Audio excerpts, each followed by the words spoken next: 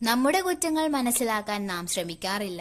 എല്ലാവരുടെയും വിചാരം അവരവർക്ക് ഒരു കുറ്റവുമില്ല എന്നാണ്. കുറ്റങ്ങളെല്ലാം മറ്റുള്ളവരിൽ കാണാനും അതിങ്ങനെ പറഞ്ഞു നടക്കാനും പൊതുവെ എല്ലാവർക്കും വളരെ രസമാണ്. നമ്മുടെ ഈ കഥയിൽ അമ്മുമ്മയെ നോക്കുക. എപ്പോഴും അയൽപക്കത്ത് താമസിക്കുന്നവരുടെ കുറ്റങ്ങൾ നീട്ടി വലിച്ചു പറഞ്ഞുകൊണ്ടിരുന്നാലേ അവർക്ക് മനസ്സമാധാനം കിട്ടൂ.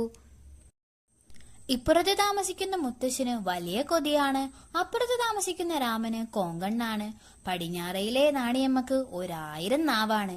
എന്നിങ്ങനെ പോകും അമ്മുമ്മയുടെ കുറ്റം പറച്ചിലുകൾ. അമ്മുമ്മയുടെ ഭർത്താവായ അപ്പൂപ്പൻ ഇതെത്രയോ വർഷങ്ങളായി കേൾക്കുന്നതാണ്. കേട്ട് കേട്ട് ചെവിക്ക് തന്നെ തഴമ്പ് പിടിച്ചു എന്നു പറയാം. ഒരു ദിവസം ആ അപ്പൂപ്പൻ അമ്മുമ്മയെ ഒന്ന് ഗുണദോഷിക്കാൻ ഉറപ്പിച്ചു. നിന്റെ കഴുത്തിന് എന്തോ കുഴപ്പമുണ്ടെന്ന് തോന്നുന്നു. ഞാനൊരു കാര്യം എവിടെയോ കേട്ടിട്ടുണ്ട്. അതുകൂടി ഓർത്താണ് നിന്റെ കഴുത്തിന്റെ കുഴപ്പത്തെക്കുറിച്ച് പറഞ്ഞത്. ഇത് കേട്ടതും അമ്മുമ്മയ്ക്ക് ഒരമ്പരപ്പായി. ഹേ, കുഴപ്പമോ? എന്റെ കഴുത്തിനോ ഒരു ചുക്കുമില്ല എന്നായ അമ്മുമ്മയുടെ വാദം. എന്റെ പാർവതി, പൊന്നല്ലേ നീ, ഇങ്ങനെ ക്ഷമക്കേട് കാണിക്കാതെ. നിന്റെ കഴുത്തിനു പുറമേ നിന്ന് നോക്കുമ്പോൾ കുഴപ്പമൊന്നുമില്ല. പക്ഷേ അതിനകത്ത് കണ്ണുകൊണ്ട് കാണാൻ പറ്റാത്ത 2 സഞ്ചികൾ കിട്ടിയിട്ടുണ്ട്.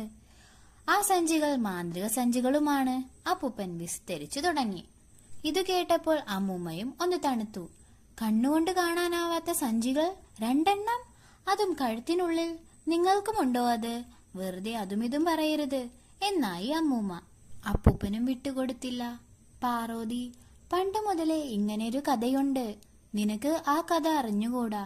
ശ്രദ്ധിച്ചു കേൾക്കാൻ തയ്യാറായാൽ ഞാൻ ആ കഥ പറയാം. ഈ ഭൂമിയിൽ ജനിക്കുന്ന എല്ലാവർക്കും കഴുത്തിൽ 2 സഞ്ചികളുണ്ട്. പിറന്നു വീഴുമ്പോൾ തന്നെ കഴുത്തിനകത്ത് ഇവ 2ഉം ഉണ്ടായിരുന്നു. പക്ഷെ ആർക്കും അവയെ കാണാനാവില്ല.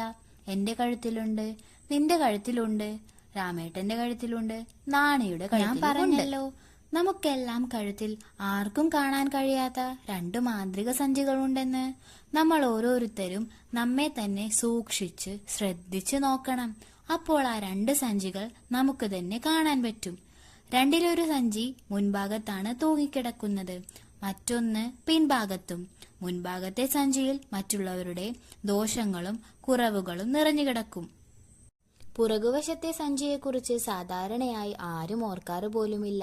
കാരണം നമ്മുടെ തന്നെ കുറ്റങ്ങളും കുറവുകളുമാണ് ആ സഞ്ചി നിറയെ.